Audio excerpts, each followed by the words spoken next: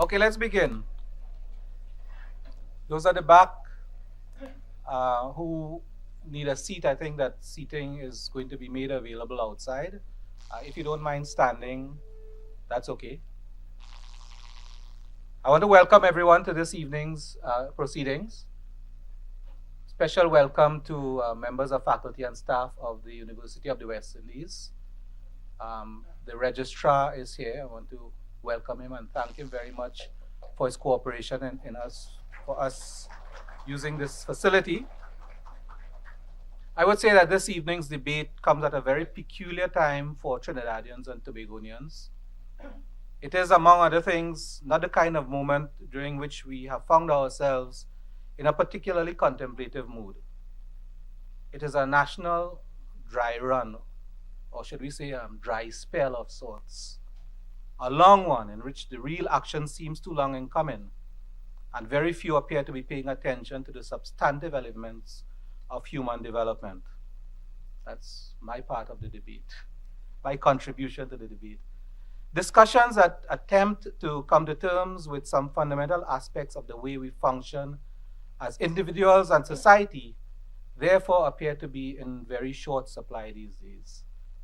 As a result, it is probably not true to say that this evening's question is one that resides too permanently in the public imagination, or that is, to use the old cliche, that it is a question that continues to engage all mankind since the first moments of human existence.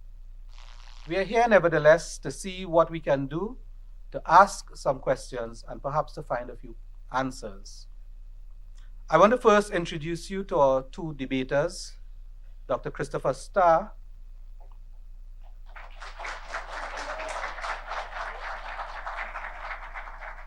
and Mr. Joseph Caterson.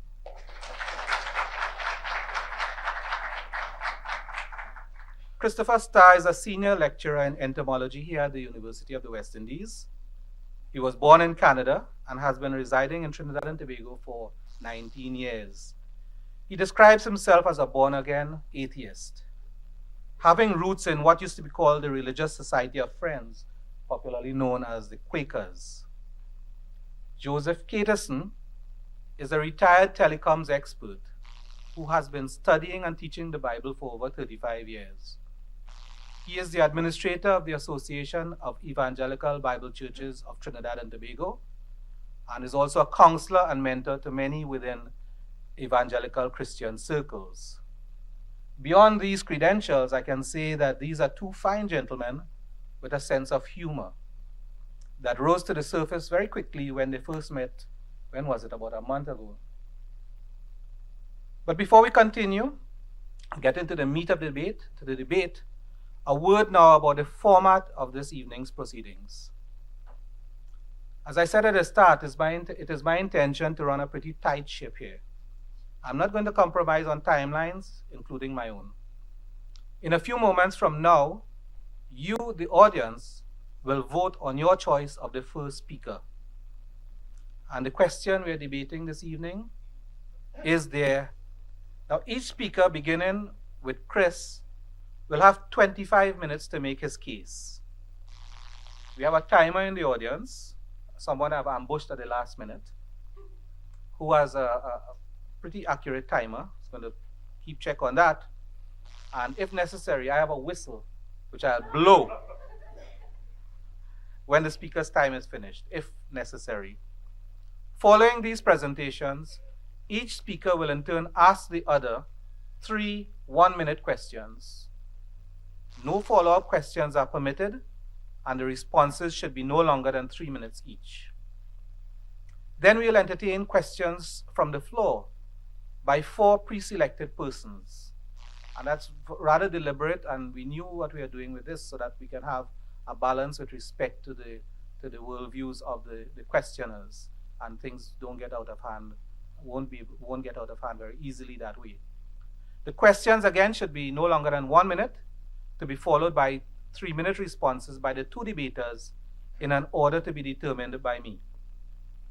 At the end of questions from the floor, each speaker will make 5-minute winding up remarks in the reverse order in which the debate opened, so that when there are the closing remarks, Joe will speak first. At first, it was the intention to have some sort of wrap-up statement from me as moderator, but we have decided to give this responsibility to the floor. So those of you who might have pulled a piece of paper from a box indicating that you will be among the 4 persons from the floor to do the wrap-up comments, stand by, because that's the role you will play at the end of the wrap-up questions, the wrap-up statements. So you know who you are. Feel free. We use an entirely random method, you know, to arrive at that.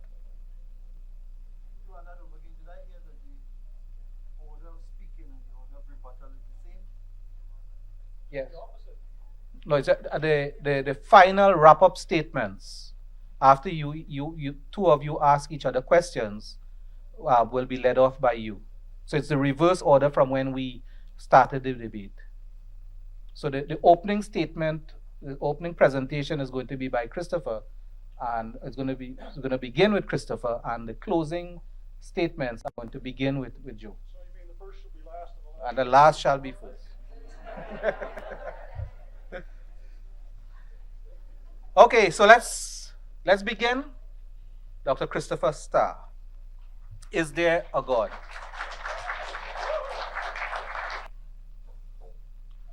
An agnostic, I'm sure many or most of you are familiar with this term. An agnostic is one who does not feel confident to decide whether there is a God or not, and may even maintain that the question cannot be answered in principle.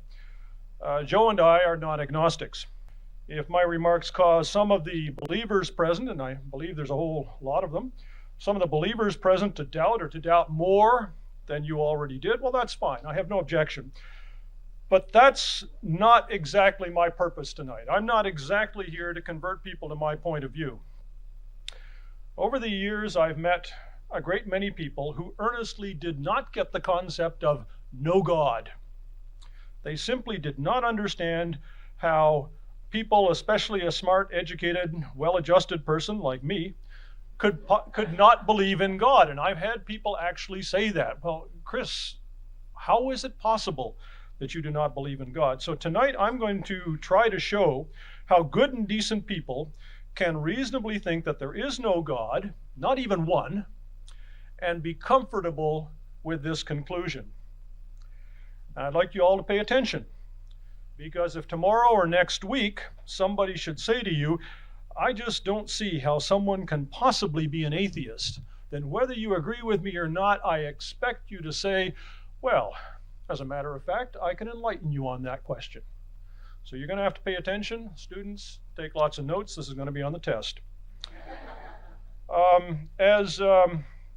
As Wesley indicated, my own upbringing was Christian. And I'll draw my illustrations mainly or entirely from the Jewish Christian tradition. I'm far from being a Bible scholar, but I have to admit that I know the Quran and the Gita even less well than the Bible. Even so, the main points, and almost certainly Joe's main points, will be relevant to these other traditions as well. The question of the existence of God is by no means a new one. People have thought and written a great deal about it over the centuries, and a great many arguments have been set forth on both sides.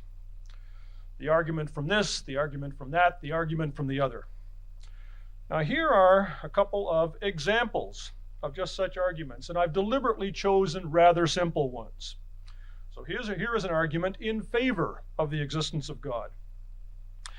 And I think many of you will notice right away that this is in the scholastic tradition, arising out of the Christian adaptation of the philosophy of Aristotle and Plato. And so the first point there, today that doesn't really make a whole lot of sense to us. I mean, we don't find that very convincing. Here's another one. I've had to give this a name, a rather clunky name, because I don't see that it has a standard name. And right away, you look down through that. And I looked down through that, and I came to point 3, and I said, well, who says? I mean, if there's a God, what is to stop God from creating something that is not perfect? I don't find this one very convincing at all. Now, those two arguments that I've just put up as examples have one thing in common. You have already forgotten them, right? And there's a very good reason for that. Neither of them has much to do with why real live people in their everyday lives believe or do not believe or are not sure. So in other words, these arguments that I've just outlined for you don't really speak to the question that we're here for. They don't really speak to our condition today. Now I'm going to say something in very summary fashion about 5 other arguments that evidently are relevant. How do I know they're relevant? Because I've heard them from time to time. I've had lots of discussions on religious questions. And so I'm going to draw from my own experience things that I've actually heard. These are arguments that people have presented to me on one or another side of the question.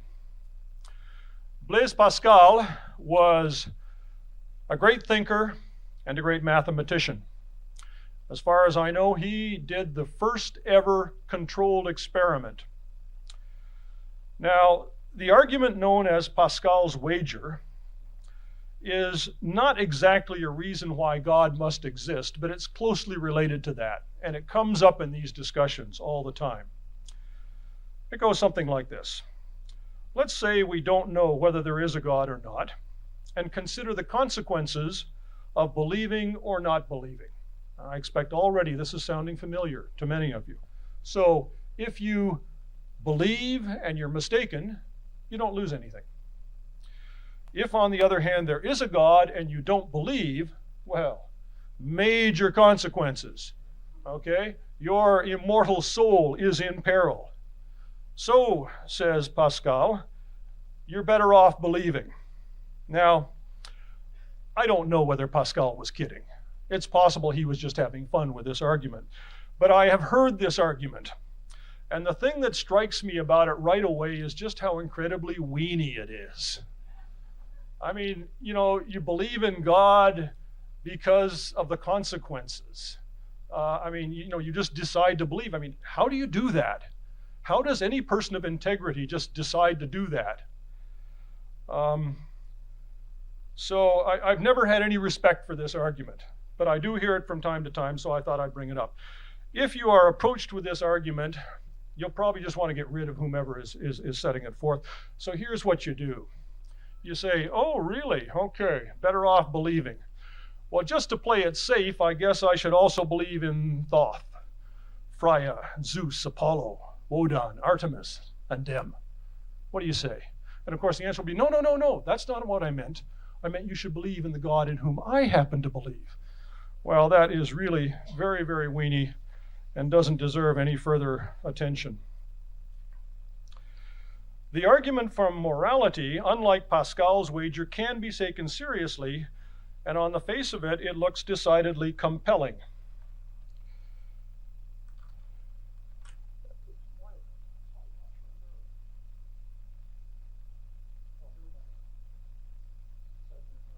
Okay, thank you. All right, on the face of it, it looks rather compelling. And it goes like this.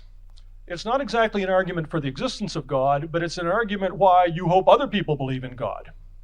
And it says basically that religion is good for society, that a society of believers is more moral than a society of unbelievers.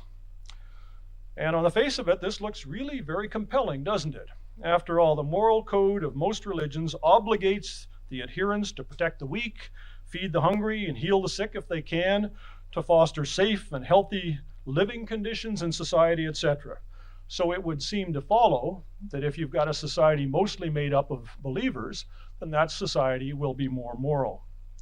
But just because it seems logically to follow doesn't mean it's true.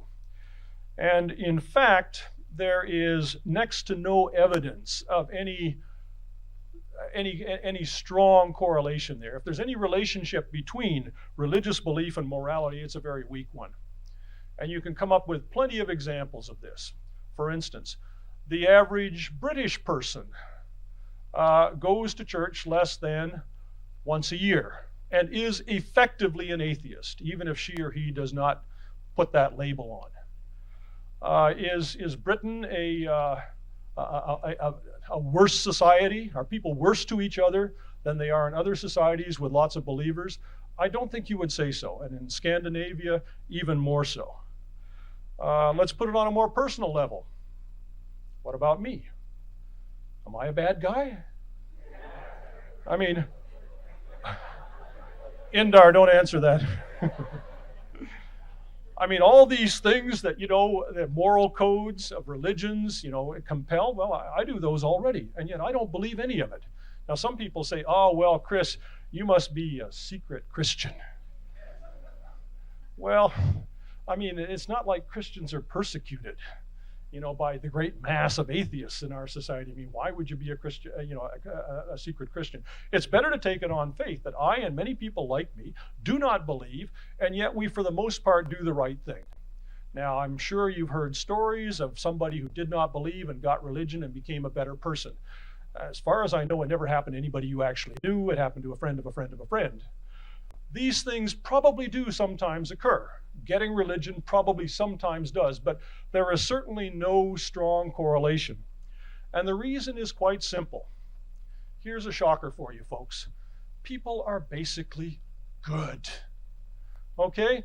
These things that, you're supposed to do according to moral codes, most people at least make an attempt to do those things. And the reason is because good morals flow from being human. It's part of being human. And religion really has nothing to do with it one way or the other. Classic argument in Christianity, as far as I know, it's never had any particular hold in Islam. It's never been taken very seriously in Islam, as far as I'm aware. Vedanta, I'm afraid I don't know. Now, one very simple way of posing it is everything is in motion, different things affect each other's motion, and therefore there must have been something to set it all in motion in the beginning. That is so nifty. The trouble is, if you've studied physics in the last 300 years, it doesn't make much sense. I mean, there's no particular reason why something that is not set in motion by God should be at rest rather than in motion. But that's not how it's normally posed. The way it's normally posed to me, in my own experience, is by the question, where did we come from? I've heard it said in those very words or something very similar. Where did we all come from? There must have been something that created us in the beginning. Well, the classic answer to that, which remains, as far as I know, the main answer today, was set forth by the Scottish philosopher David Hume in this book that I've cited here. And Hume basically said, okay, so who created God? If an orderly, purposeful universe requires a special designer or creator, then that creator, if it's accepted that it requires a creator, then that creator, with that very orderly, purposeful mind, would also require a creator. And that one would require a creator, and so on and so forth. Hume said, if you're content with just one self-ordered mind that you call God, why not be content with a self-ordered natural world? And that's just in very summary fashion his argument. The teleological argument, I suspect that this is the argument that is more persuasive to believers overall than any other. And in fact, it's a pretty good one. Let's consider the sun, for instance. Well, the sun is a magnificent part of the universe. I mean, you get up there, if you go out and you look out over an east-facing sea and you watch the sun come up, so gleaming, so perfect, so regular. You've heard the phrase, as sure as the sun will rise tomorrow. You can count on the sun. Well, you look at that, and if you're not in awe, then there's something missing. However, illustrations of design that I have usually encountered come from living organisms and their adaptations. And here's an example right here, the vertebrate eye. It's a favorite example in the argument from design, or the teleological argument. And it goes something like this. The parts of this or another complex living adaptation work together marvelously to a single purpose. If any single part of this eye, or something comparable to it, does not work, the whole eye fails. Therefore, it is absurd to suggest that it could have come about except by design. Somebody must have designed it. And let's just go back for a moment. The really classic argument was set forth by William Paley in a book in 1802 that for a long time was a key part of the curriculum in British universities. And in this book, Paley, although he was not a biologist, stated his wonder. He knew his subject, and he stated his wonder, which I hope we all share, at the beauty and complexity of organic life. Okay, so it's absurd to suggest that something that the eye, according to this argument, could have come about except by design. It shows a mind of vast intelligence and power far beyond anything in this world. Well, in fact, in this and most other examples, it's not hard for an experienced biologist to show that in fact it's not perfect. It's got flaws in it. The obvious example here is the optic nerve there. I mean, that's where you get your blind spot. It doesn't really bother us, but it's, I mean, any designer would call that a flaw. And it's certainly not true to say that a defective eye is no better than none at all, as the argument goes. So those of you who wear glasses, take off your glasses and look out at me. I mean, are you now blind? You're not as well off. An eye that doesn't function as well as a perfect eye is still better than no eye at all. Now, last month we celebrated the 200th birthday of this man, Charles Darwin, who caused an uproar in the mid-19th century by setting forth his theory of evolution by natural selection. And the reason it caused such an uproar is because it struck at the heart of the argument from design. It was a new explanation that was far superior to the theory of special creation in explaining the known pattern and predicting new observations in nature. Now, we could go on about that for a long time, but I want to get to a different subject in a bit. The argument from evil. This is the one I'm going to bring up, the one classic argument against the existence of God. No one questions that terrible things often happen to people who appear to deserve much better. Now, occasionally one hears that this and this calamity was actually brought on by people being wicked, or by their being a wicked person in New Orleans at that time, for instance. But good and decent people reject these things out of hand. Good and decent people say, no, that is a calamity. That is manifestly unfair. And to try to explain it because, you know, the people of New Orleans were wicked, or because there were some wicked people among them, it causes revulsion. Now, note that the existence of evil is not exactly an argument against the existence of God. So, for instance, the ancient Greeks or the Norsemen would have had no problem with it. They would have had no problem with the idea that you've got a powerful, all-knowing God, and yet you've got evil amongst us. You've got unfair suffering of innocent people. I haven't discussed this with any Jews, but I suspect that they likewise would have no problem with it. After all, look at the portrait of God set forth in the Old Testament. The God of the Old Testament is arguably the most unpleasant character in all of literature. Petty, unjust, vicious, even frankly genocidal. I tell you folks, you crack open the Old Testament and you read the characteristics of God set in there, and if your skin doesn't crawl, it's on too tight. Let's consider the conquest of Canaan, in which the Israelites, following God's explicit instructions, conducted themselves in a way that each and every one of you would consider barbaric. Now, when I was in high school, we had a song Joshua fought the battle of Jericho when the walls came tumbling down. We sang that. I mean, it's so rousing. It sounds great. Joshua went and fought the good fight. And then I read the book of Joshua. Do you know what the people of Jericho were doing when Joshua and the Israelites, following the orders of God, went and slaughtered every single one of them? They were minding their own business. They were like the Plains Indians of the United States. They were on land that was coveted, and this happened over and over and over again.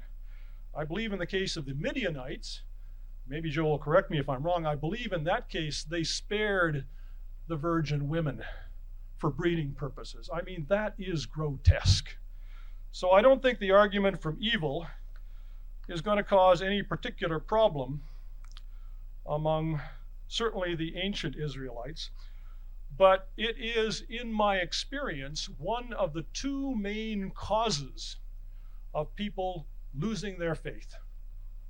Over and over again, many formerly religious people have looked at it and they said, the suffering that we see is not consistent with an all-knowing, all-powerful, and benevolent God. It just doesn't add up. Well, we're going to have to move on. I'd now like to step back from the specific arguments to consider the relationship between two major human activities. What is the relationship between religion and science? And you get a lot of waffling on this. Well, let me put it to you very, very simply. Religion and science are implacably, irreconcilably antagonistic to each other. And that doesn't have to do with the teachings that arise out of them. It doesn't even especially have to do with the particular evidence that's used in support of one or the other. It is quite simply that religion is based on faith and science is based on doubt. It is very easy. It happens all the time. Probably happens at least once a week for most experienced scientists, maybe several times a day. And there is a question at the heart of all scientific practice, and that is, how would I know if I were wrong? This comes up immediately. How would I know, how if I wanted to, how could I test this hypothesis that has just occurred to me? Well, let's take a look at an example. You've all heard of cold fusion. In 1989, two scientists reported that they had brought about nuclear fusion at room temperature in the laboratory. Well, this caused a lot of excitement because if this could be done, and nuclear fusion creates a very substantial release of heat, of energy, what it meant was that there was promise of a very cheap source of energy. So this got a great deal of attention. It brought about a flurry of experimental work in the ensuing months. After all, in the scientific attitude, if cold fusion is a real process, then you should be able to predict certain things that are not yet known that would flow from it. You should be able to predict particular observations. So they did that. And the results were entirely unfavorable to the reality of cold fusion. So what did the scientists do? Did they say cold fusion works in mysterious ways? Did they say the devil manipulated the experiments to deceive us? Did they say these results are a test of my faith? I know in my heart that cold fusion exists. No, they didn't. They said, well, according to the evidence, cold fusion is not a real phenomenon. And they moved along. Now, those who try to harmonize religion and science usually do so by maintaining that they are entirely separate ways of understanding the world, that they are different sets of truths. In fact, I don't think so. Precisely because religion is based on faith and not on doubt, precisely because the question, how would I know if I were wrong about this or that, is not at the heart of its practice, religion is entirely powerless to bring about new knowledge. The sum contribution of religion to understanding the world can be summarized in one word. Begins with D. Anybody? Doodly squat. Let me make a modest suggestion here. If you really, truly want to know whether God exists, this question, like that of cold fusion, should be put in the hands of scientists. Okay. In summary then, or in wrapping up, if there exists a God, then the world you expect is a very different place, and its attributes can be predicted, and therefore it is possible in principle to decide on scientific grounds whether a God exists, and those are the people who ought to do it. Let's see. Okay. Thank you, Mr. Moderator. I'm just going to dive right in. I want to approach this in three ways. Some say there is no God. Such a claim has to be based on unlimited knowledge. If I say there's no gold in China, then it means that I know there's no gold in China.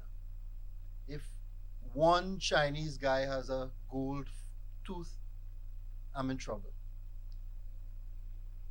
Now, interestingly, unlimited knowledge or omniscience is an attribute of God.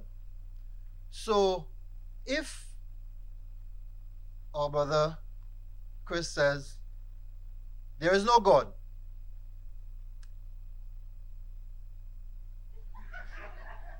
then there is a God. He has absolute knowledge. All right? So, end of argument. But, let's go on.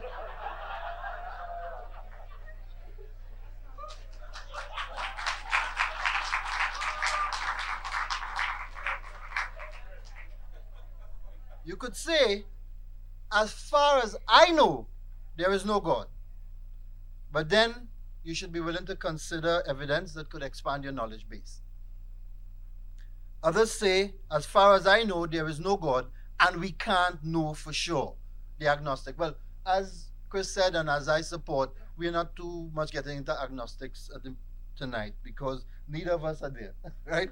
This is simply a prejudiced viewpoint. Let's talk about that a minute, though. I want us to talk a bit about worldview. Belief in God stands on a foundation of reliable evidence. I not only believe the Bible, I also believe that there's good justification for believing the Bible. This influences my worldview, how I look at life, how I interpret everything around me. Your worldview may be different. You may not accept miracles, you may not accept the supernatural. Your worldview then filters whatever you see or hear or whatever you interact with. What doesn't conform to your worldview, you reject or you rationalize or you say, well, evidence will come later on, but obviously that's wrong. I want to challenge you this evening to review your worldview. A worldview is like a window on the world. It's your window on the world. Where that window is located determines what you see. If it's located on the eastern side of the building, you'll see what's on the eastern side of the building.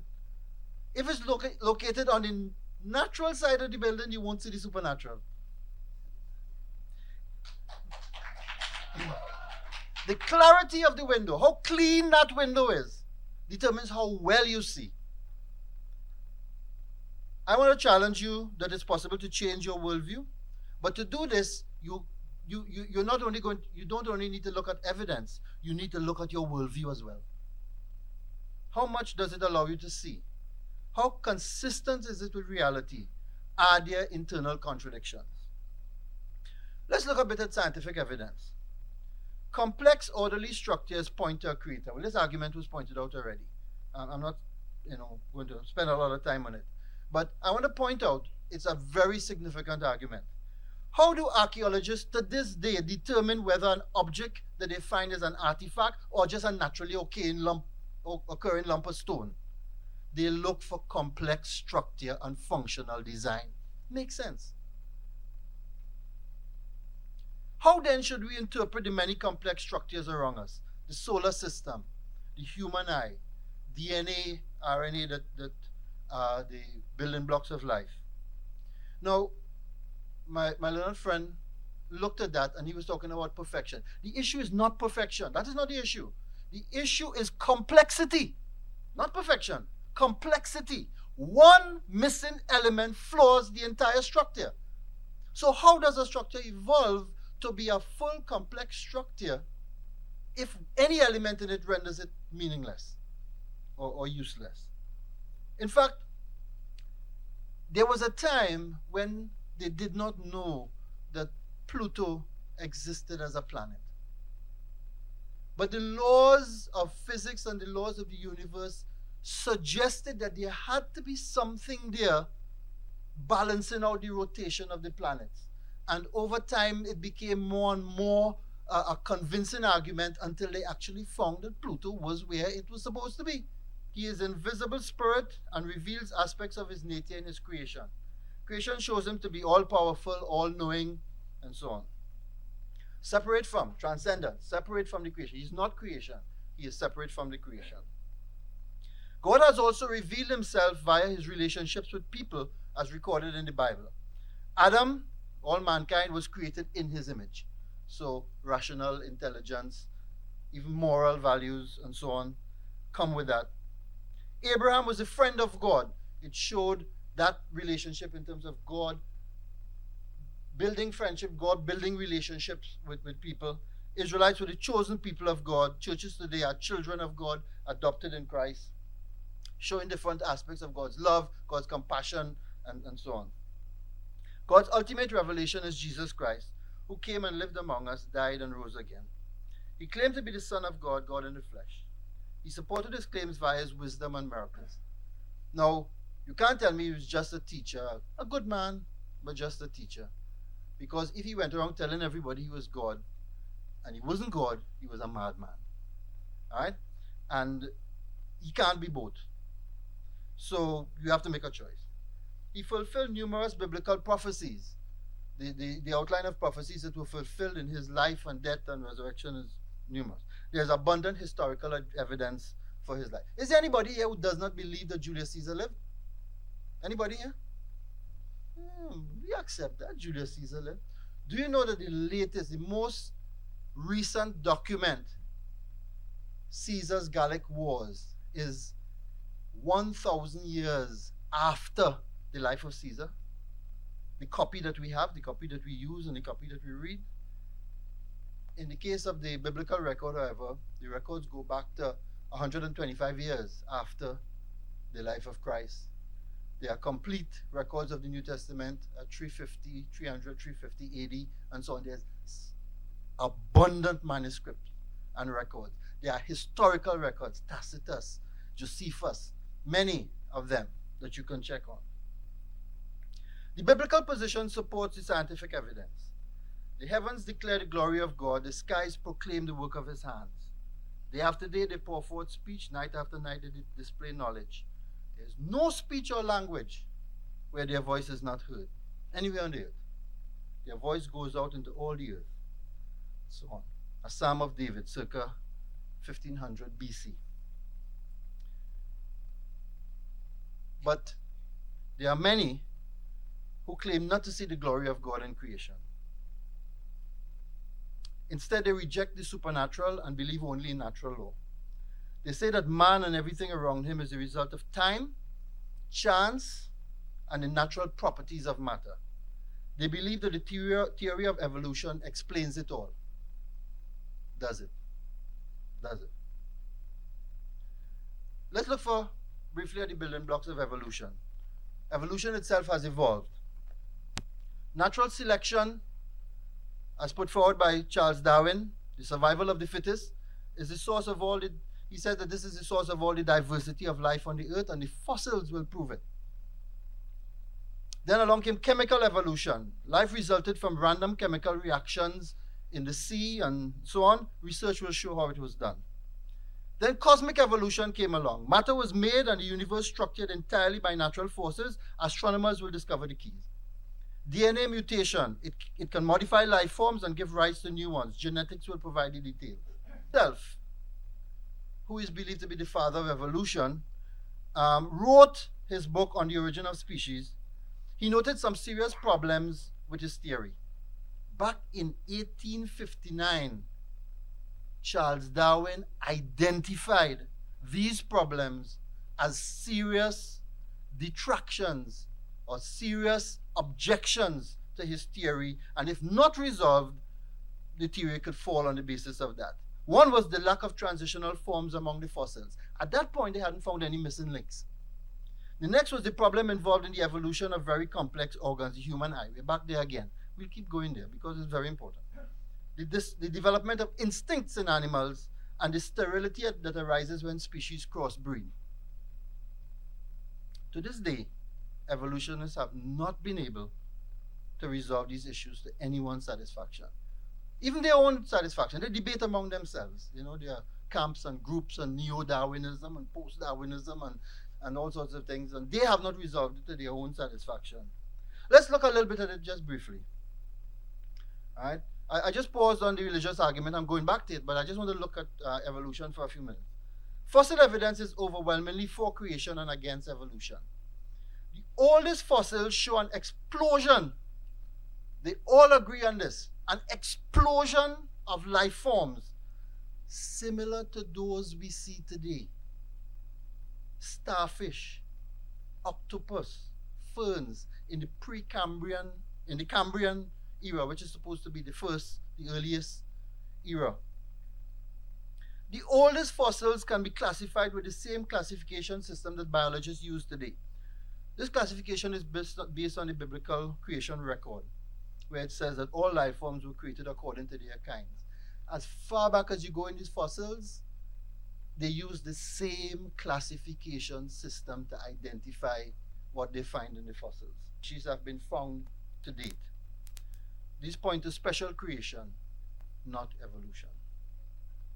The variety complexity of life is for creation and against evolution. Evolution says that life came through time, chance, and the inherent properties of matter.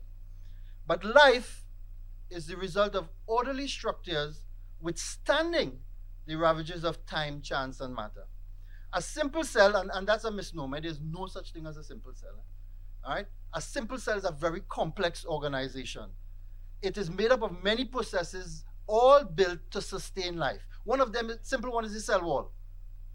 The cell wall is the boundary that protects that cell, allowing in what is safe, keeping out what is dangerous. All right? Cell without an efficient operating cell wall is like you on the internet without virus protection. You don't last long. That results from a failure of these processes. Similar complex organs and molecules are found in widely different species. Evolution tells us that there were certain characteristics that were inherited, and then there was branching through mutation and so on, and these characteristics were carried forward and so on. But what we find instead are that human eyes are similar to those in octopus, but there is no way they have been able to link humans and octopus into a common ancestor. Hemoglobin, the oxygen carrier in red blood cells, occurs in humans, worms, starfish, clams, insects, and some bacteria. No link. No link. These point to special creation, not evolution. It points to a principle being reused by an intelligent creator. Natural selection supports creation, not evolution. Believers in evolution extrapolate from small changes to larger ones. I believe in natural selection. You see it happening. All right? In fact, crossbreeding produces that. But extrapolation must respect natural boundaries. Must respect natural boundaries. The 100-meter record has been going down over the last few years. Do we expect that in some day men will be able to run at 7 seconds, 100 meters in 7 seconds? Just by extrapolating? Not really, because there are real boundaries in terms of how we process and oxygen, how we disperse the byproducts of metabolism. There are real boundaries. There is a boundary when it comes to evolution. Each species was created and reproduces after its own kind. Natural selection does not create a new species, just variations within the species. So there are over 450 breeds of dogs. One of them even looks like a cat, but still a dog. Because you can crossbreed it with another dog and produce an offspring. Fossils confirm an abundance of similar life forms from the earliest times to today. Chemical reaction theory is for creation and against evolution.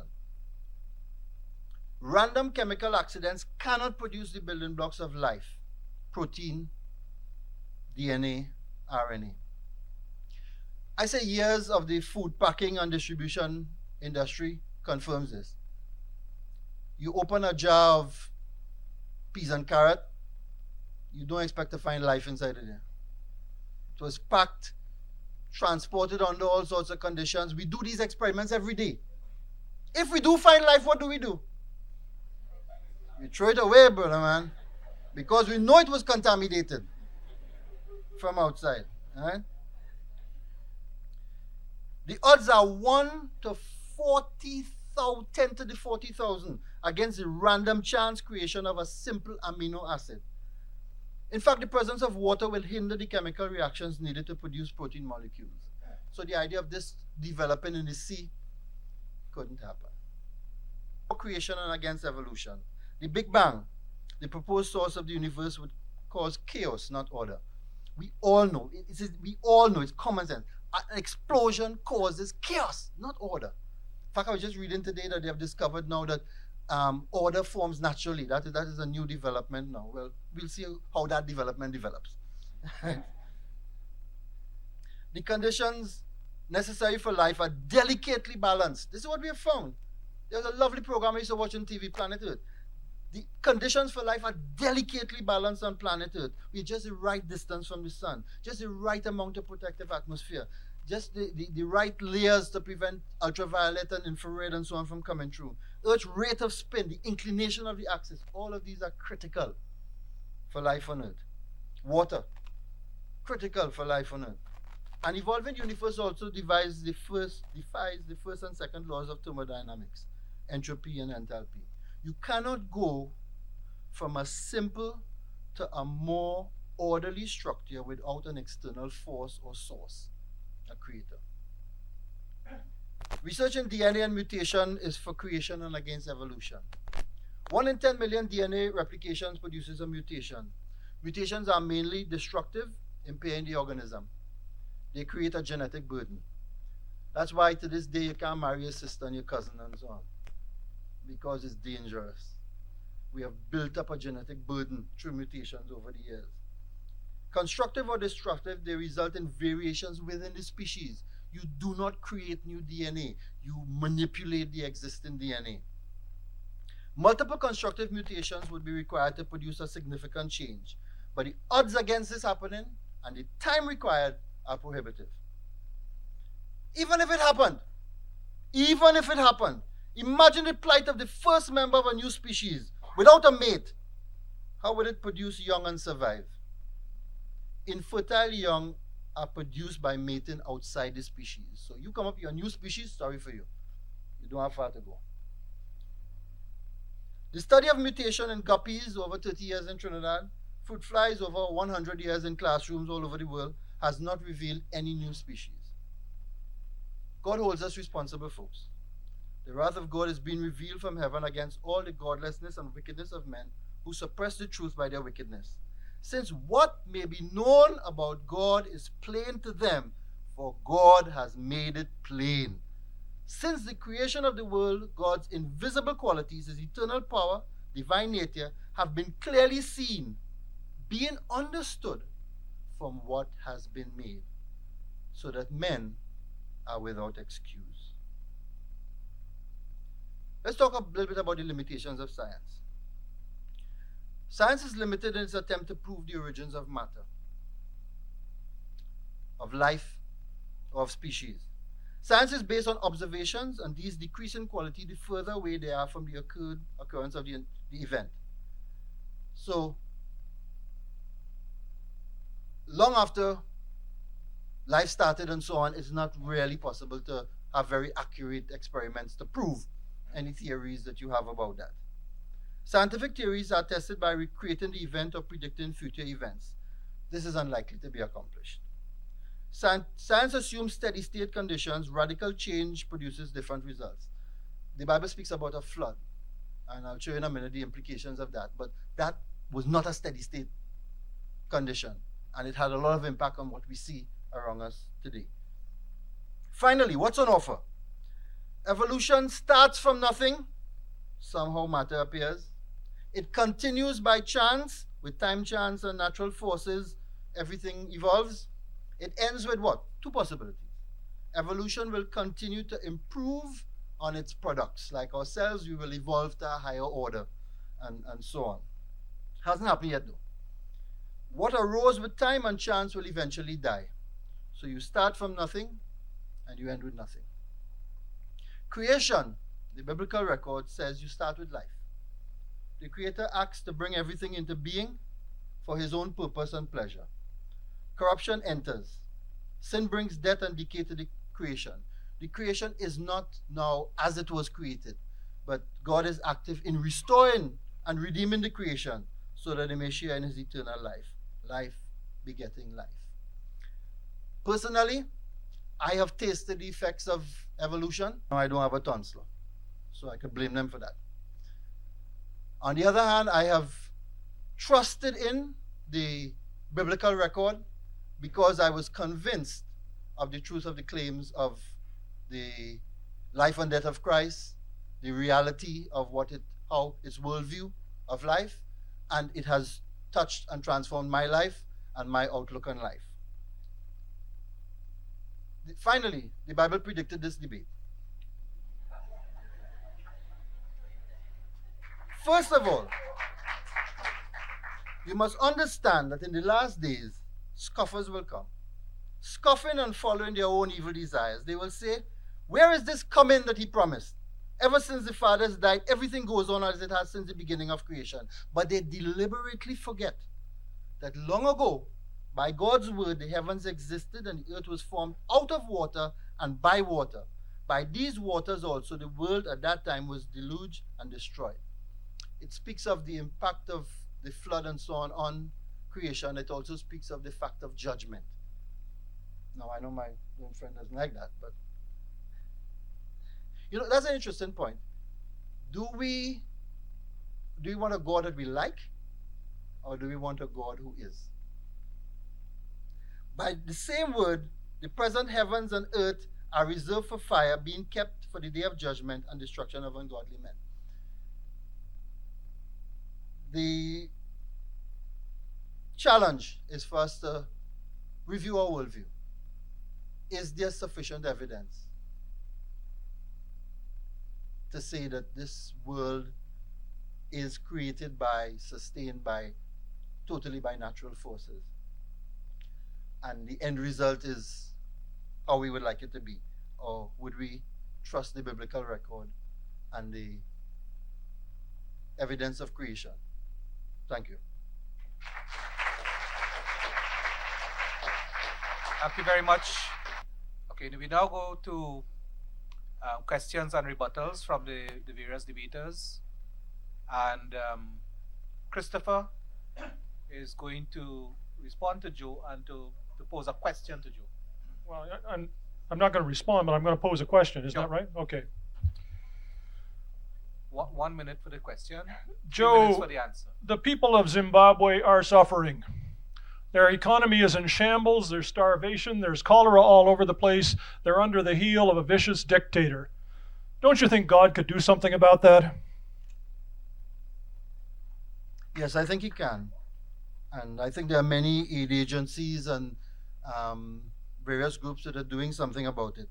There's one critical responsibility you need to remember, though, is that in creating God and responsibility for the world.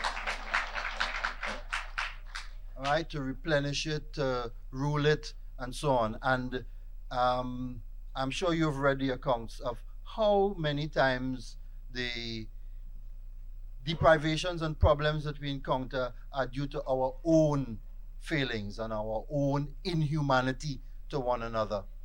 All right? So enough said. Okay, Joe, question to Christopher. Chris, what do you see as the logical, moral outcome or perspective of a belief in evolution, or that we all rose by random means and developed by random means? What do you see as the logical outflow of that? I think it strikes directly at the heart of the theory of special creation. Now, if that didn't answer your question, Joe, let's have a follow-up. Did that answer your question? No, it didn't. Okay. Pose the question explain in a a little different bit way, more. please. Okay. Oh, you mean how does it strike at the heart of it? Yes, yes. Okay, yes. okay.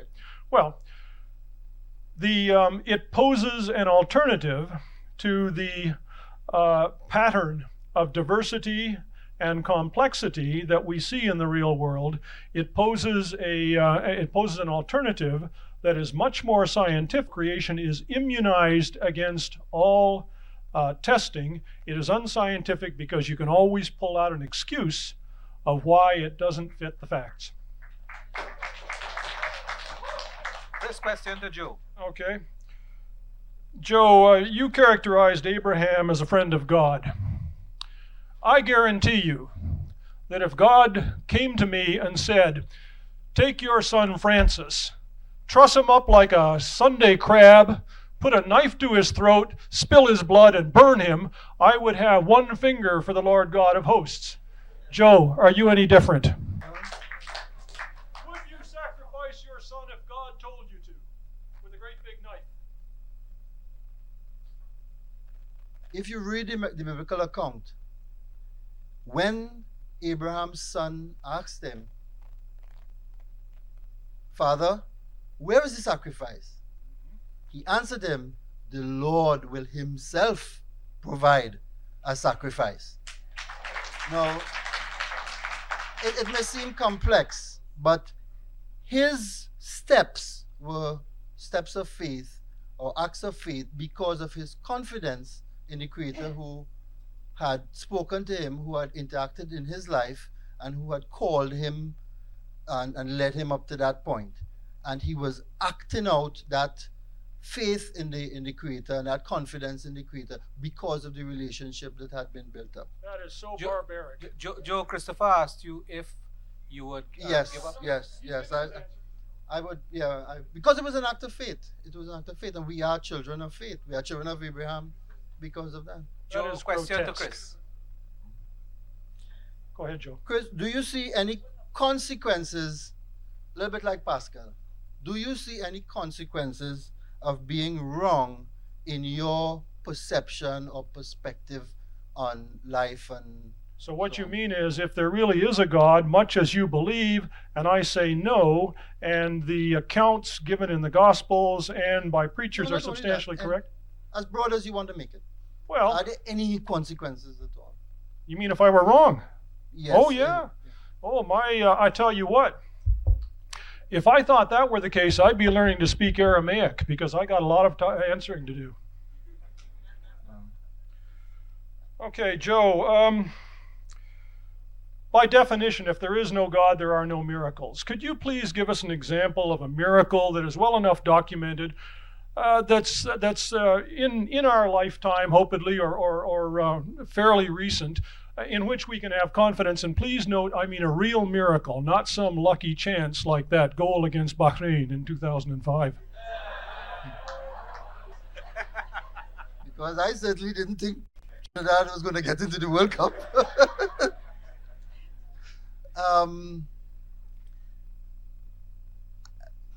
That's a difficult one to answer because, as I said before, in my whole build-up on worldview and so on, I'm kind of running from the question because even if I were to give those evidences, I'm not so sure that the evidences themselves would be convincing.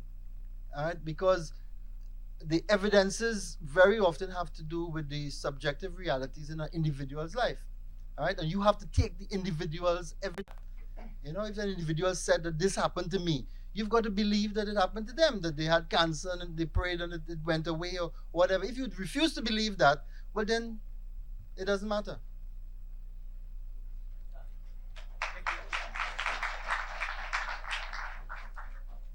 Thank you very much, gentlemen. We are now going to invite questions from the floor. There are people who are pre-selected using a process of unnatural selection. Yeah. And I want to call on Professor Stefan Gift. Yes. He's going to direct a question to Chris. Stefan, you need to go to Stand the up. microphone Yeah, can you just because stand? they're recording this. Be nice, Stefan. You know I'm delicate. Sure. Good afternoon, everyone. I really did enjoy the presentations. Chris, the question I have for you is this. In all of our experiences as individuals in this life, all but the simplest mechanism or entity requires some level of intelligence for its creation. And as an electrical engineer, I have first-hand knowledge of this. Even the simplest circuit in the lab, we have to take time to put it together properly, design it, test it to get it to work. And that goes on up the scale as you move from the simplest circuit to maybe something to check for the traffic coming along the road. The circuitry gets more complex. The intellect required to produce it increases. And as you go to putting a mission on planet Mars, you need a whole 200 or 300 specialists at NASA with a battery of modern equipment in order to do that. What then justifies you evolutionists seeing the extreme complexity of the living world and simply consider that that needs no intelligence for its creation, it just happened by chance? Okay. Wesley, if you'll indulge me for a minute, there's something I forgot to say right at the beginning, and that is that this event was organized, I believe, by a church group. I'd like to congratulate that church group for taking the initiative. When I saw all of these eager people coming in, I was, give them a big hand. I mean, even though, I disagree with them, I admire that initiative. And when I saw all the eager people coming in, I thought we'd have a very fruitful time, and I was right. Okay, Stefan, what you have done is to recapitulate the basic argument from design. It was also set forth by William Paley.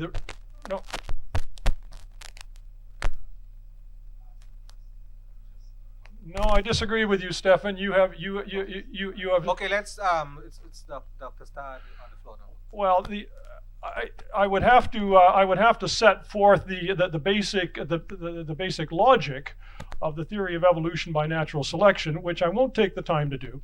But these things, the natural organisms, do not spring forth ready-made. They come about by very small increments, so they're quite unlike the human artifacts that you've outlined. And at every stage, it has to be not perfect, but it has to be good enough. Those that were not good enough are no longer with us.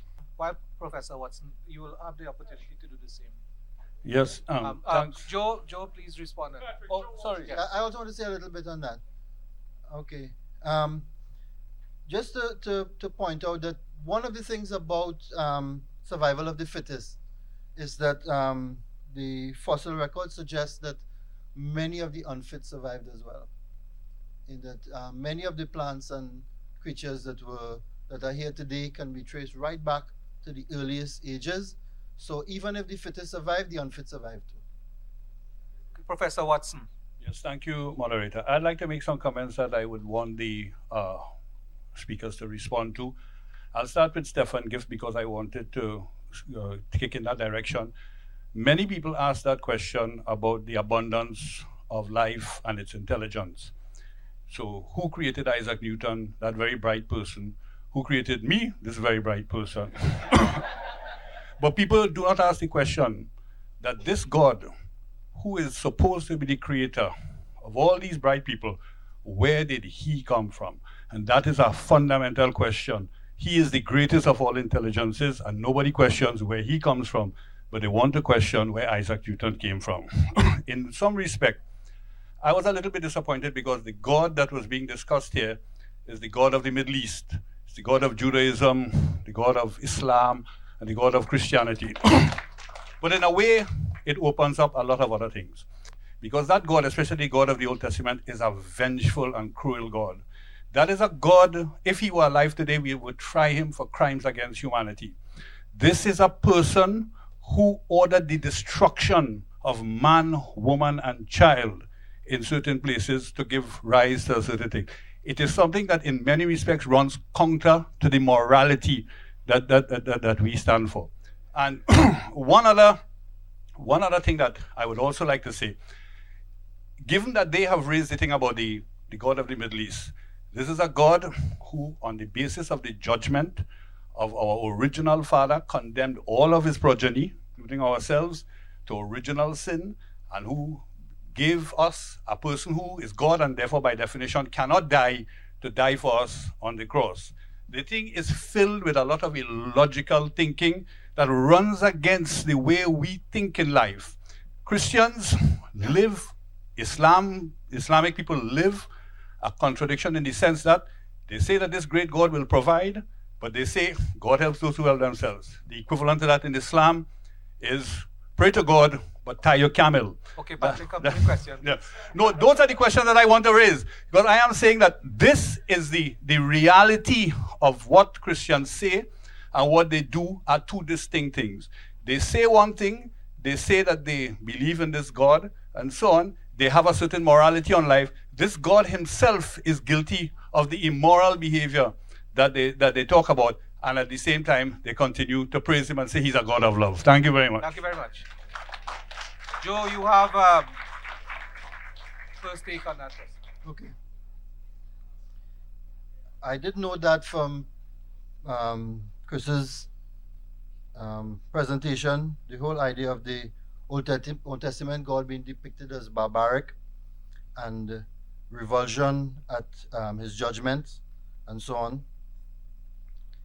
And I don't know, it's a mixed bag in that many of us today are really incensed about abortion and some of the other issues in our world today. And the fact is that the scriptural records also shows that the Canaanite nations, the scriptural record says that their practices and their way of life were an abomination in God's sight. Now, you may not like that. You may not agree with that. The whole idea of God making judgment on people's lives and behaviors may be absolutely abhorrent to you. All right? Some of their practices were very similar to things we do today. They sacrificed their children and performed witchcraft and other things which the biblical record condemns. Now, the fact that God judged those things, I know, is not popular. But here an interesting fact. Did it happen or did it not happen? You know, that's the critical question. Because if judgment is real, the contradictions that Patrick raised are all Joe's contradictions, so I'll leave it aside. Okay. Thank you. You know, a question from Kelvin Mapp.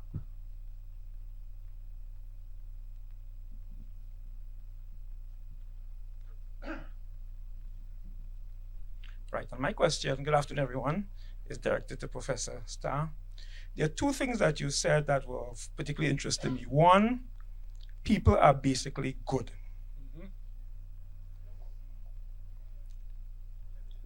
Standard, evidence, universality, that's one issue, so you can respond to that. The second thing you said, and I think most people refer to it, is the fact that the world is self-ordered. And does self-order mean self-created? Does it mean self-sustaining? Does it mean that there's a predictable end or not? Basically, I'm trying to understand from your position, if you say there is no God, then what do you want us to believe in? Okay. Thank you, Kelvin. Kelvin, that is in fact stick with your microphone, because in case I've misunderstood, I want you to correct me. Okay, you were asking me then, what reason is there to believe that people are basically good? Is that right? Okay, let's take that up. Okay, I mean, let's take a very simple, mundane example from right here in the Republic of Trinidad and Tobago in the exotic West Indies. If you're coming out from a side road, and I've experienced this all the time, you're coming out from a side road onto the Eastern Main Road. You don't really have to worry, and the traffic is busy, it's hard to get out. I tell you what I do. I just sit there, Because before very long, probably within 30 seconds, a Trinidadian will take the initiative to stop and say, please come in. I mean, oh. Ho ho! What, you think it's a racial thing? I mean, I hear it. Let me give you another example from driving. You can relate to it. You know, you look at all the bad drives you get on the highway. Not really very many. Especially you take away the maxi taxis and it's very rare. People basically are good to each other. If you have a breakdown by the side of the road, I guarantee, and it's plain you've got a breakdown, people will stop and help you. Now, wait a minute. Are you telling me Trinidadians are evil? Are you telling me Trinidadians did not deserve that fluke goal against Bahrain? Okay, Kelvin, those are simple examples. Now, remind me of your second question. Your second question is a little more difficult. You made a statement about the world being self-ordered. Oh, okay. And to me, self-ordered does not imply self-created or self-sustaining or some predictable end. Yeah, okay. No, you're quite right. Self-ordered means self-organized. Cells, for instance, Joe was quite right to say that cells are not simple. Cells are self-organized, and many systems, many natural systems are self-organized. Whether they're self-created, very unlikely. Where did they come from? I don't know, and neither does Joe. This is the problem. Theologians will say, "Aha!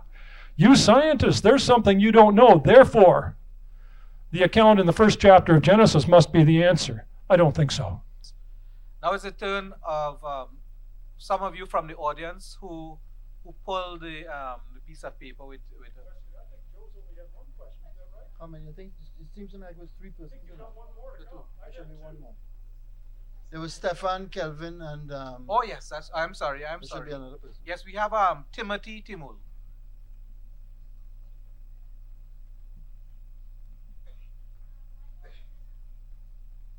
No, sorry. Good evening, everybody. He did say it was an unnatural selection. We did say, yes, unnatural selection.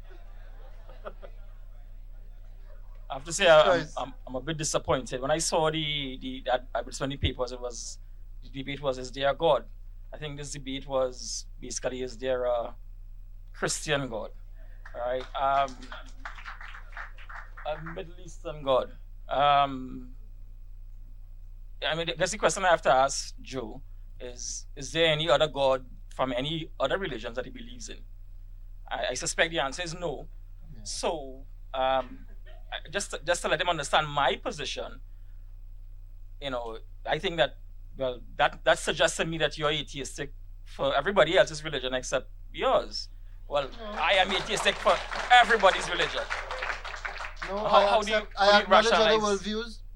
I acknowledge other worldviews. I don't deny other worldviews. No, but the question is do you believe in any other gods? No, Brahman, Krishna, Odin. Wait. I presented my worldview. I presented the evidence for my worldview. Maybe we need another debate for you to present yours. But no, you said is there a God? Not is there a biblical God or a Middle Eastern God?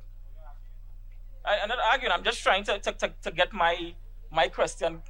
Okay. No, but thank you very much, Timothy. maybe I can say asked and answered. No, Joe has not Asked and answered the answered. question.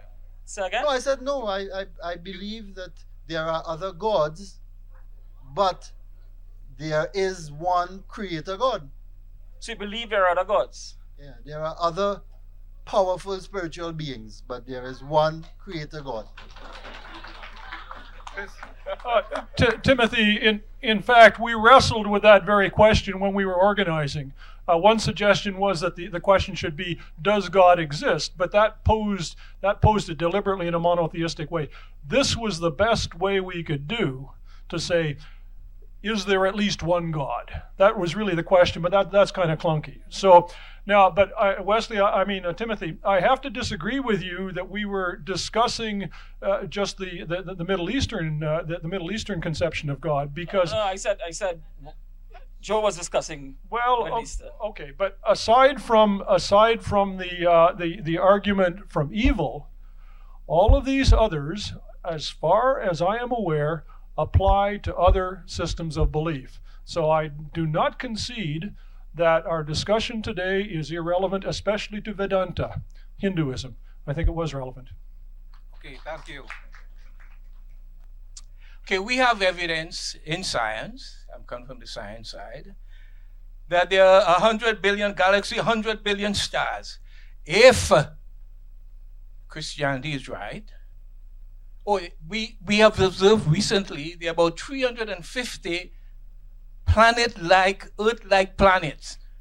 Then this Jesus Christ will have to come on every planet. Next one. I have one more. The Script Institute in La Jolla, about 5 or 6 years ago, synthesized RNA. They did put a bit of DNA in the experiment, and it multiplied, which is the essence of life. Copying is the essence. And then I remind people that it is the fundamental question in life. Copying, replicating. Yeah. Fundamental question. Well, you can answer after. Okay, right. Okay, you have. Okay, let me just finish it. He's course. Okay.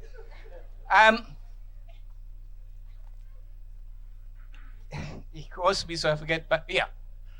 The other part of it, a part of this, I remind this gentleman, not the scientist, that's only about 50 years ago we were able to know about DNA and RNA. What do you think will happen in 200 years from now in terms of stem cells, in terms of reproductive technology, and the things that we can do at the moment? I'll stop with those two questions. Thank you very much. We walk a very fine line in this debate of science and religion, because I really don't know what science will produce tomorrow. I know what has been recorded to date. I know what has been found to date, and I can respond in the light of what has been found to date. But what we need to recognize is that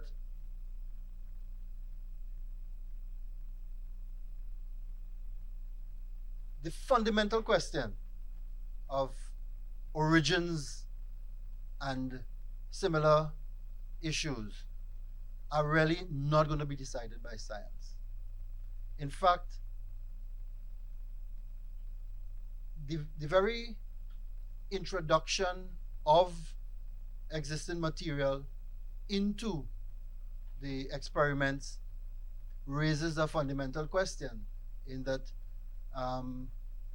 if we were given the task of creating, and God were to say, well, do it the same way I did it, start from nothing, we're stuck.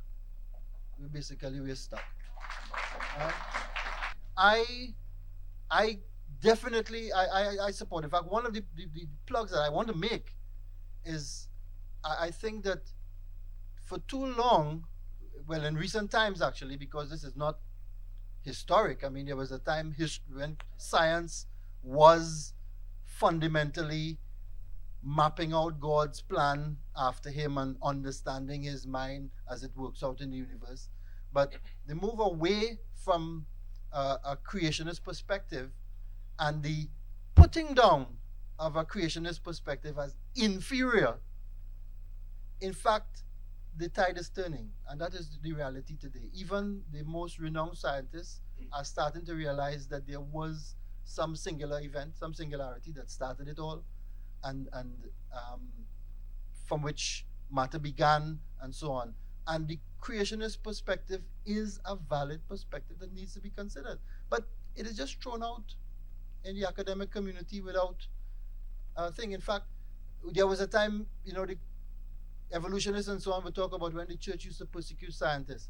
In fact, nowadays you can say evolution is persecuting Christians because there are many people who are stuck in doing research and other things because they cannot get support because they are not pushing an evolutionist line.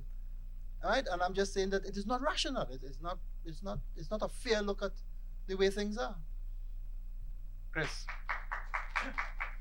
I'm going to leave aside the question of the RNA and the DNA because I don't think you got that quite right. Let me instead address the one about Earth-like planets, which is an extremely interesting question in astronomy today. I mean, are you folks mostly aware that as recently as 10 years ago, we didn't know that there were planets outside of our galaxy?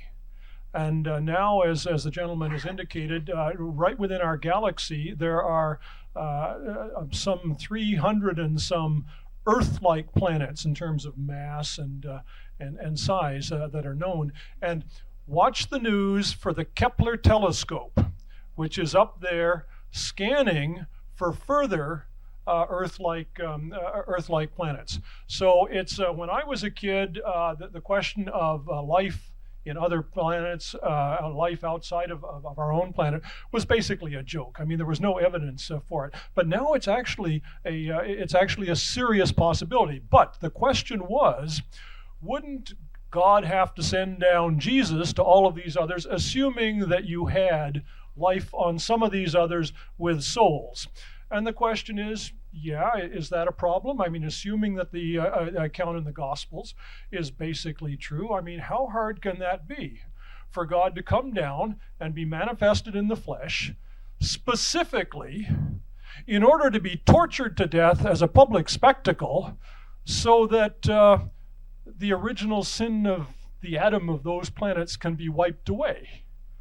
I mean, how hard can that be?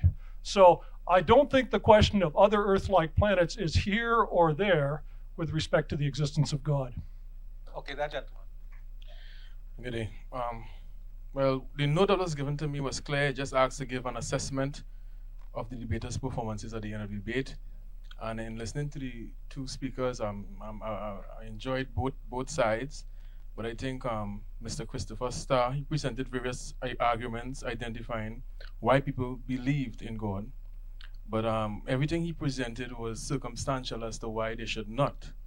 There was no clear argument identifying to show that there is no God. Mr. Kiddison, on the other hand, everything he presented was clear in terms of his belief, his foundation, using various theories of science. And if I were an atheist, I would have left here agnostic. Thank you.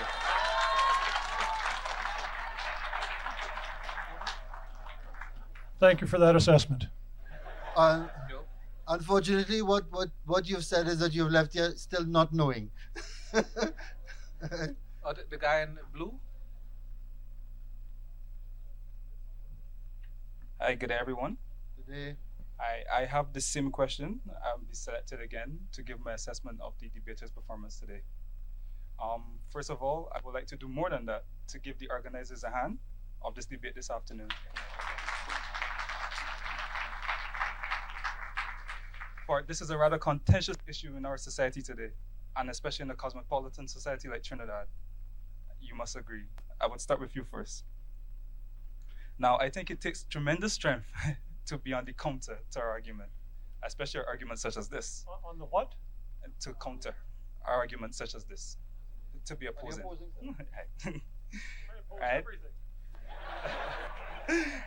I found your work to be rather profound. As you went into the arguments of Blaise Pascal. You also went into the arguments of morality.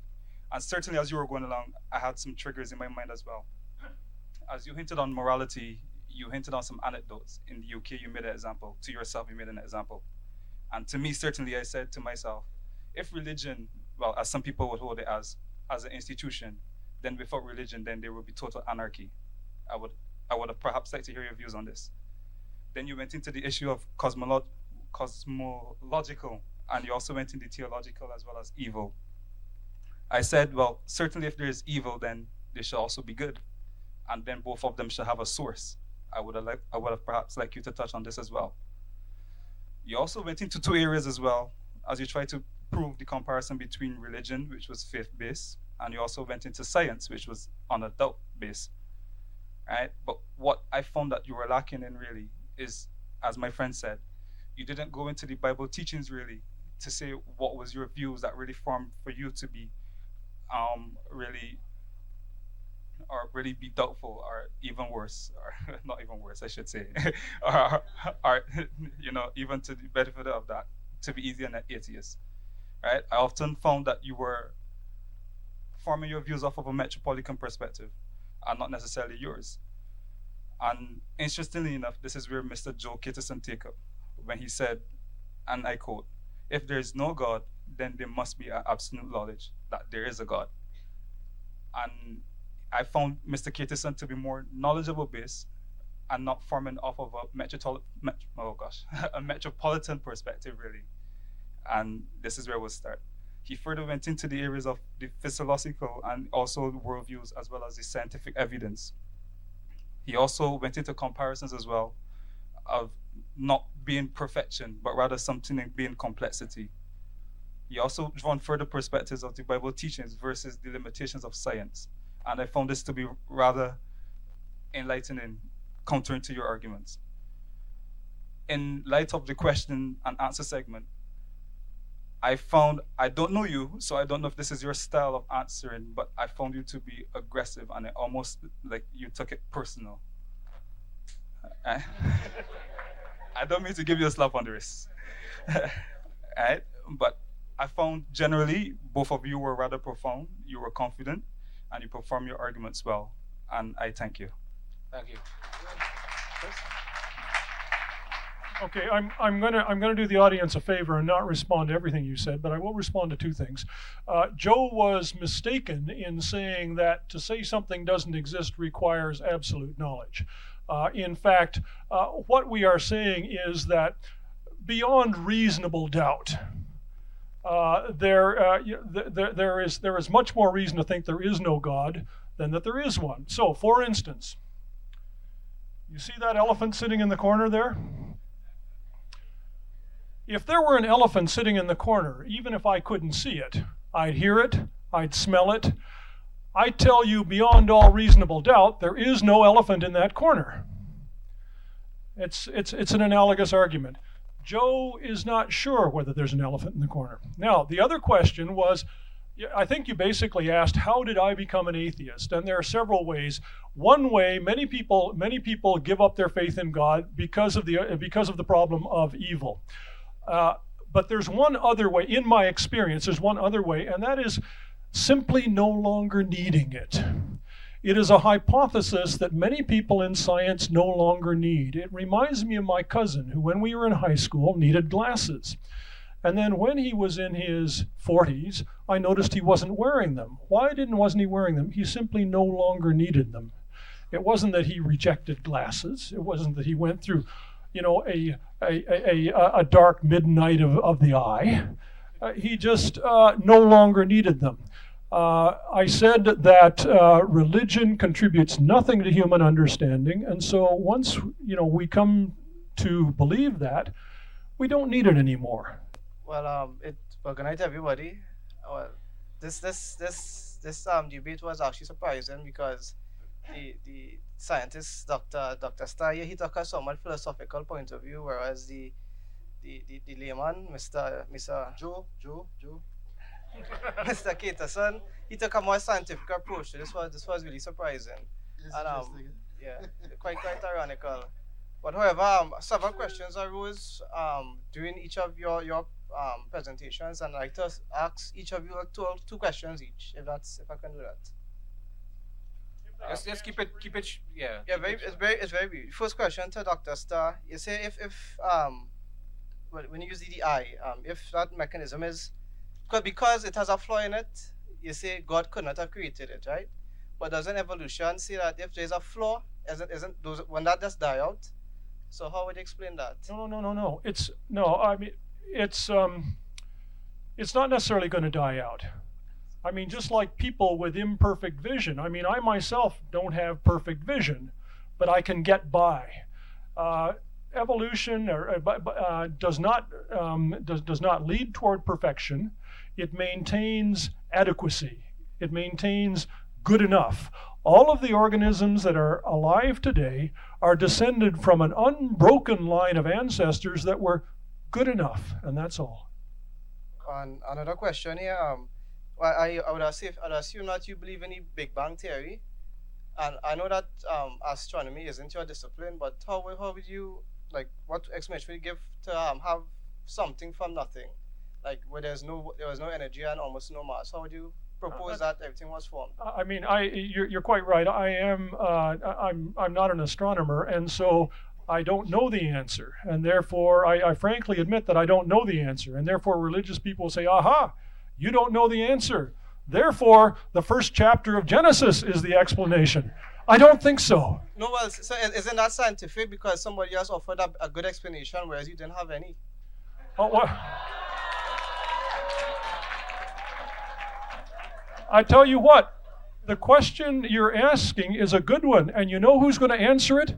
It's not going to be theologists. Okay, one more question. Well, I'll get two questions from Very Mr. brief. Peterson here. Well, I know that you took a Christian point of view, and I'll stay on that thought. But how would you explain that? As you know that there's so much of Christian sects and so much of versions of the Bible out there. How would you? Well, why do you explain why? Well, why would God allow His word to be deviated so much from the original source? Because you know that no two sects are alike, like Mormonisms and Seventh-day Adventists and stuff. They're all separate. How would you account for that if there was one word? The root issue is what I believe is encapsulated in a few key verses, key terms: verbal, plenary, revelation. The original revelations, as given in the original languages, the touchstone that we have to use. The reality is that there have been a number of translations that have been done, not all with perfect integrity. There have been a number of interpretations of those translations that have been done, not all with similarly perfect scrutiny or complete scrutiny. And that has caused some variation. On the other hand, I am always willing to sit down and debate with anyone. The original manuscripts, let's get back to them, let's get a common understanding of them, and then let's talk about the issues. And you're going to find that a lot of the differences will disappear. Now, I'm with Joe on this one. I don't think that poses a problem to his point of view at all. Okay, good. And last question. You seem to agree with fossils and stuff. So you would agree that the Earth is so much of billions of years old. But according to biblical chronology, the Bible is the Earth is only 6,000 years old. How would you account for that? Thank you very much. Yes, that's a good one. I have kind of kept away from the age of Earth issues because those issues and the carbon dating and radioactive half-lives and so on. One of the problems with a lot of those systems is that they assume a steady state development. It assumes that from the time those minerals were deposited or they were there, that all that has happened since then has not changed. And in fact, I think it's even in recent times that some of the examination of the biblical flood and its implications and so on are getting some research attention. All right, for the simple fact that you find sediments on the top of mountains and all over the world you find sediment and fossils and so on. There's the feeling that fossils require millions of years and billions of years to create. That is not really true. if you were to check the big flood we had in Port of Spain, there are going to be a few fossils left after that. All it requires is that sediment to deposit and capture some leaves or whatever, and the conditions are such that it is preserved, and it is preserved in the rock or in the various layers. In fact, one of the things that even the geologists agree today is that some cataclysmic events like the Mount St. Helena eruption and so on has shown the level of activity, of geological activity that can take place at times like this. And I think it exceeded their expectations of what could happen and how it could impact the Earth's surface, and it could leave various records, which we try to interpret afterwards as if it happened over a long period of time. It doesn't always need a long period of time. Joe, you're surprising me. Are you a biblical literalist?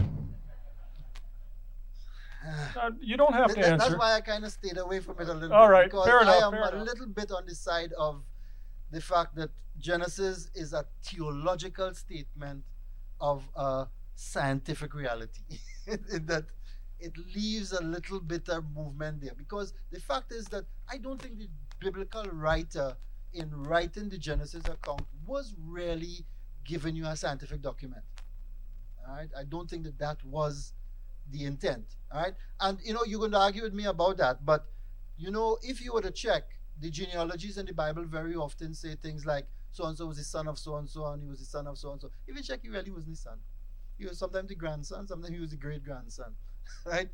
In fact, there is a way of ordering material that satisfies the needs of the writer that sometimes we may not relate to, or we may not think. There is actually a beautiful pattern in Genesis if you look at it. On the first day, light; on the fourth day, lights; on the second day, firmament, and well, that's the sky and the sea. The fifth day, birds and fish. On the sixth day, land. On the third day, land. On the sixth day, land creatures. There is a pattern inside of there which intrigues me.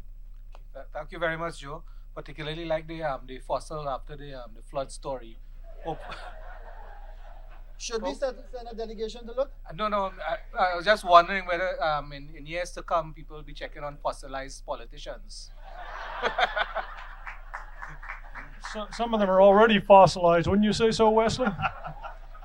In fact, I think our Wade Mark was almost caught in one of those floods. Would like to start off by kind of responding to the question that the young man asked Professor Starr, how he came to be an atheist. And to that, I want to ask Joe, a question. How one of the things I Christianity specifically that made me turn away from it was the whole idea of the specificity of your belief. In other words, you're not just saying that you think something might have created the earth how many years ago. You are defining him to a detail that I don't understand and I can't accept. And I guess the basic question I would like to ask you is, how can you be so sure about all the details in the Bible? How can you have that degree of certainty? One of the things the reason why I'm drawn to science as opposed to religion is that I like that they acknowledge doubt. And they acknowledge that there are things we still have to find out. So that's my question to you. Thank you very much, Joe. Okay.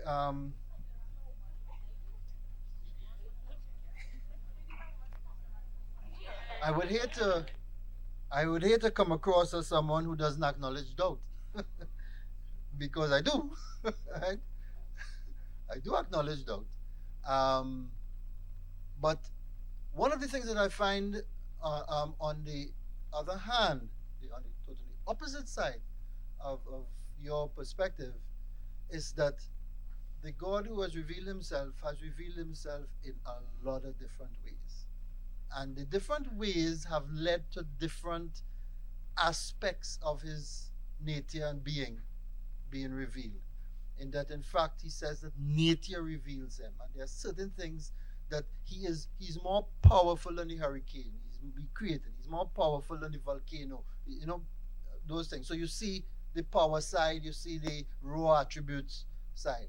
In his relationships with men, we see in the scripture his compassion, his long suffering, his kindness, and so on coming out. We also see his holiness, his justice.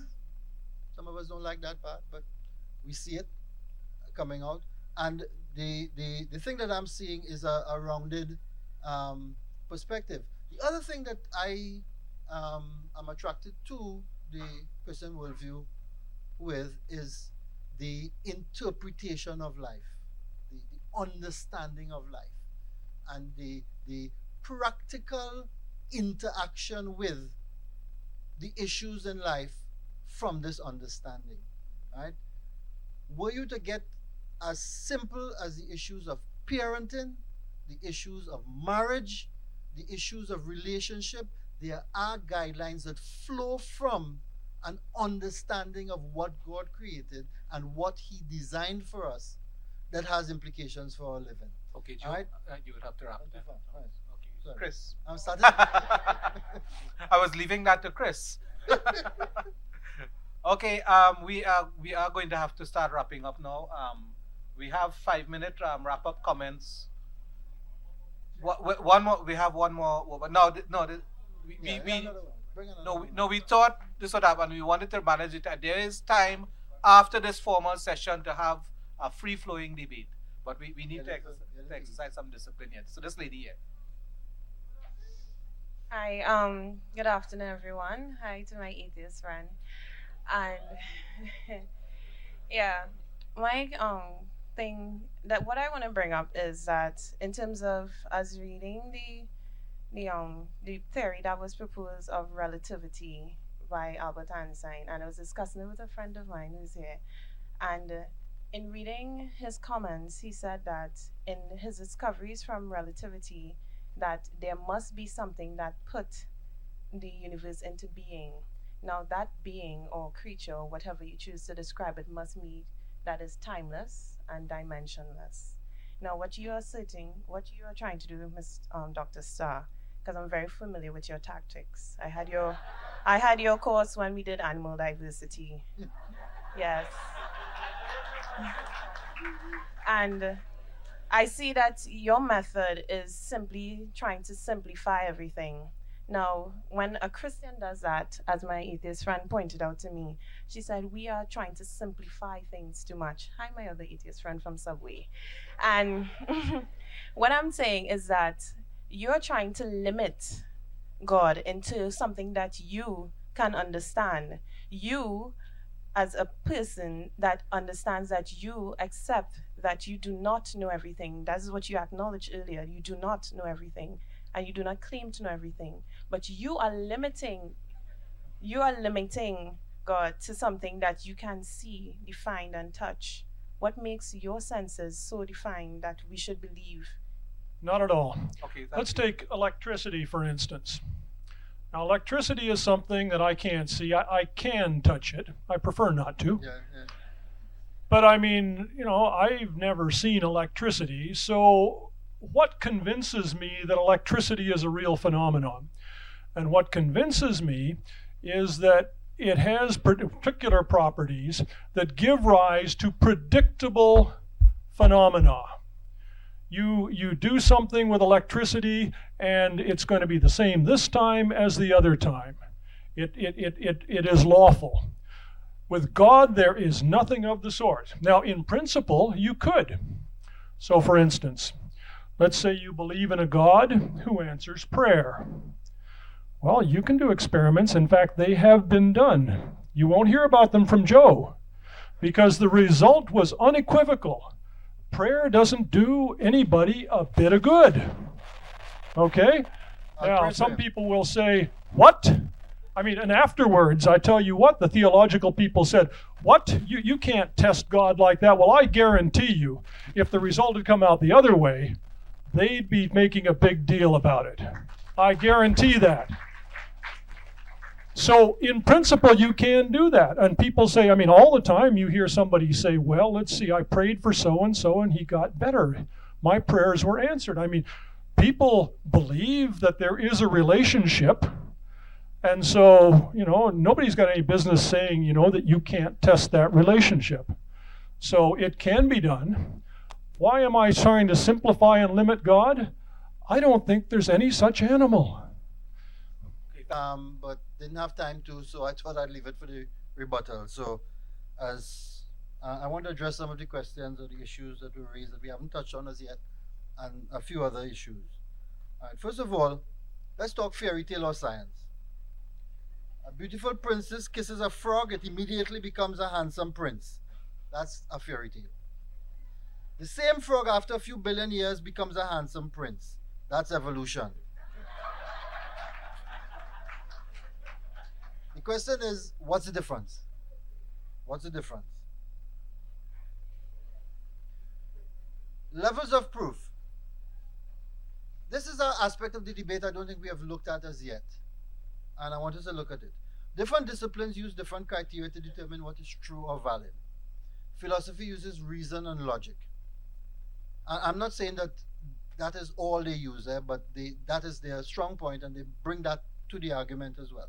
Philosophy uses reason and logic. Science uses consistent results from experiments using the same conditions. You must be able to replicate the event, replicate the results, and so on. The courts, however, don't do that. The courts weigh evidence from witnesses to determine if there's any reasonable doubt. All right? You don't have to replicate a murder in court to convict someone. Right? But you can, from a reasonable weight of evidence, determine that that is what happened. Religion also adds another dimension. It examines how belief and knowledge impacts the life of the person, upon the life of the person, and what difference it makes. Something's missing there, but so I'm saying that just remember that different disciplines introduce or include other ways of looking at information and determine what is reasonable or what is valid. Just for the benefit of Dr. Starr, I had two things I wanted to throw in. Chris, sorry. There are two things I wanted to throw in. Man's dilemma. Divine revelation, to me, plays a critical role. Because we have to accept that as the man's circle of knowledge expands, the circumference of his ignorance also expands. The truth is, the more we know, the more we realize how much we don't know. All right? And there are a lot of things out there. So to think that science will answer all the questions, I'm sorry, I'm not that convinced. I'm not against it, because I believe in scientific research and so on. As I said before, I wish they would take the restraints off the creationist perspective and let them do some of their research that would help us along certain paths that nobody wants to look at because it's not evolutionary in perspective. So I am all for research going ahead. This is a funny one, but I had to throw it in. I loved it so much I had to throw it in. The monkey's dilemma. Am I really my keeper's brother?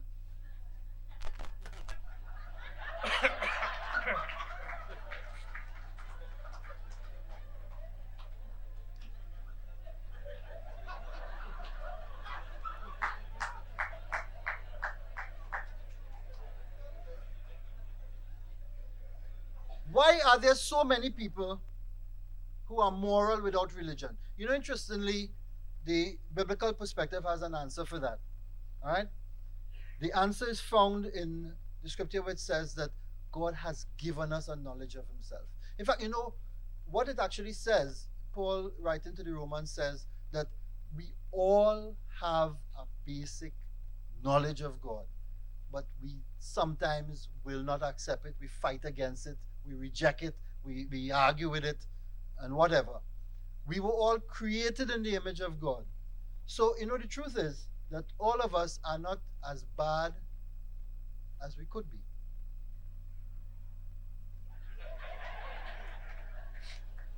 But according to the scriptural record, we are not as good as we should be. All right? So we have some work to do. All right. The idea that science is based on doubt, and not I differ there. I think science is also based on faith. Faith in the scientific method, faith in the integrity of the scientists, and faith in the processes that they're using. If you know the history of science, you would have read about alchemy. You remember alchemy? How many years they spent trying to make gold out of base metals? Right? Until they found that they could do it, and it was more expensive than the gold they were mining. Right? So there was the phlogiston theory that held for a while. My dear friend Stefan has his own issues with relativity, and he's plugging in there on his own. Not many people support him. In fact, some of them ridicule him that he would even question Okay, Joe, relativity. For 5 minutes up already? Yep. Thank you, thank you. Thank you very much, Joe.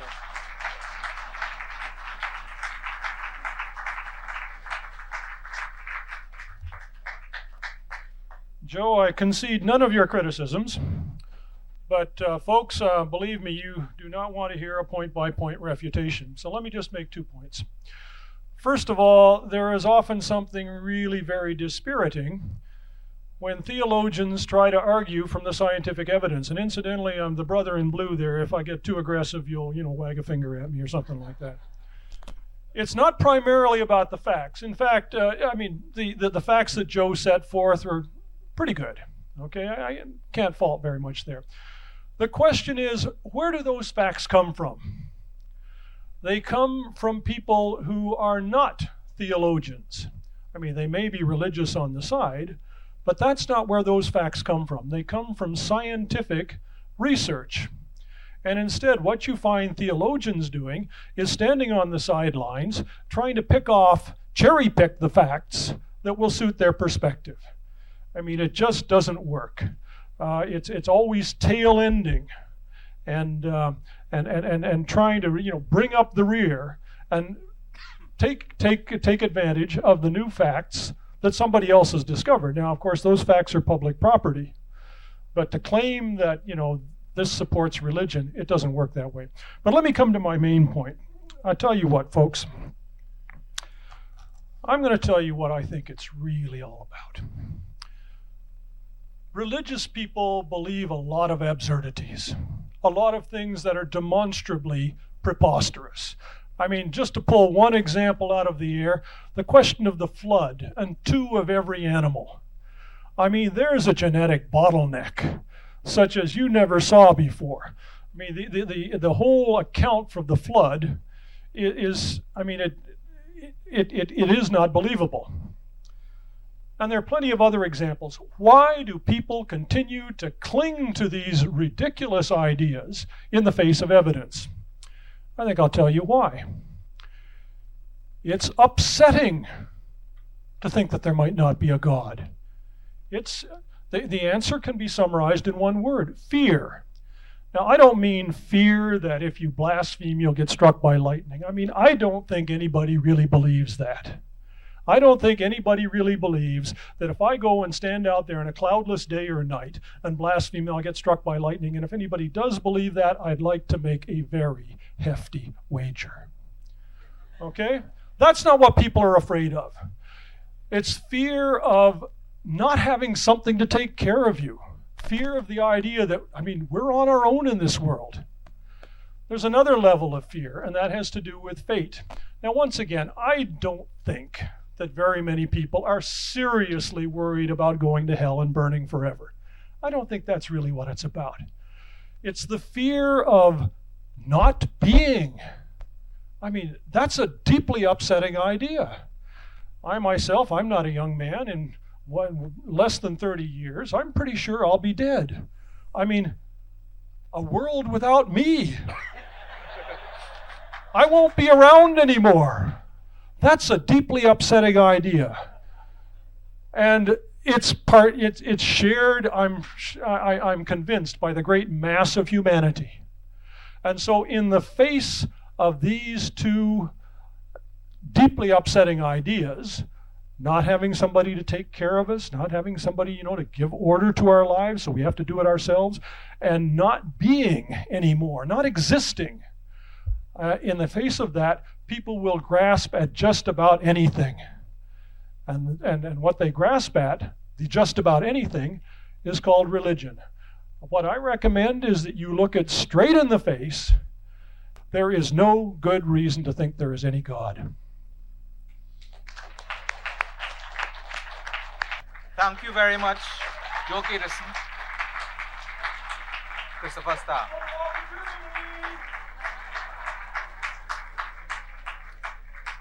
I want to ask Dr. Angela Shirley to come up to that microphone to say a few words. Hi, everyone. I think we had a really interesting time here tonight, right? And I hope that it's just the start of many more debates like this. I want to thank all of you, the audience, for coming out. And, well, before I thank the speakers, I did have one comment for Chris, which is you said that if we want to know if there is a God, let the scientists decide. I want you to think about how would you know if you were wrong. Don't answer that now, okay? So I would like to thank also our moderator, Wesley Gibbons, and our speakers. Our speakers, Joe Peterson and Christopher Starr, and I do have just a small token of appreciation for them, so let me present that to them.